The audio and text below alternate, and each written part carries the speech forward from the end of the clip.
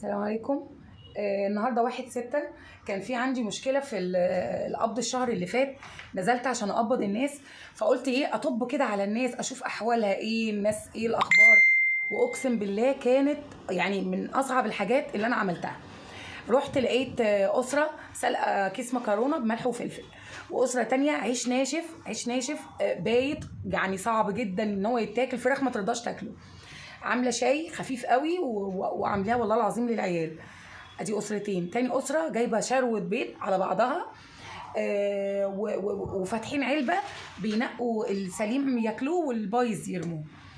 اسره تانية بكلمها وانا بقبضها برضو، قالت لي انا جبت للعيال ب3 جنيه فلافل وب2 جنيه فول، ب3 فول وب2 جنيه فلافل، واقسم بالله ما مكفيهم ولا مشبعهم. قد كده الفطار صعب، قد كده ان ال5 جنيه كتير بالنسبه لك.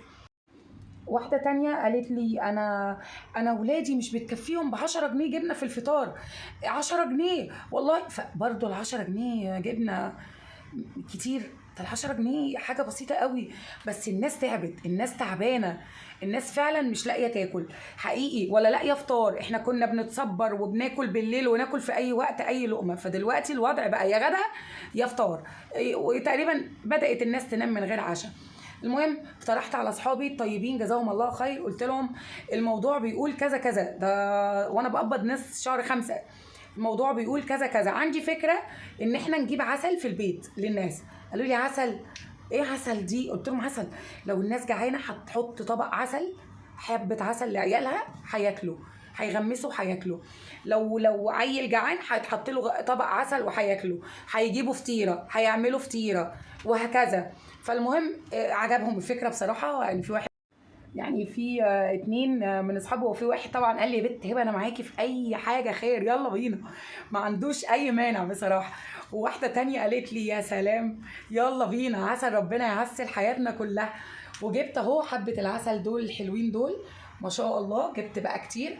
هجيب لكل اسره بعد كده، هزود على الاطعام لكل اسره جبنه او حلاوه او عسل اسود، علشان نساعد الناس في العيشه.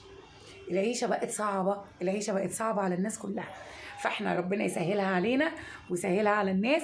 وكل ما ربنا هيسهلها اكتر كل ما هراضي الناس اكتر. شهر 5 انا ما عملتش اطعام الا مره واحده بس. شهر 6 ان شاء الله ان شاء الله، يعني على امل ان انا اعمل 4 مرات في الشهر حتى. انا عامله فراخ ورز النهارده، ومع كل اسره ما شاء الله العسل.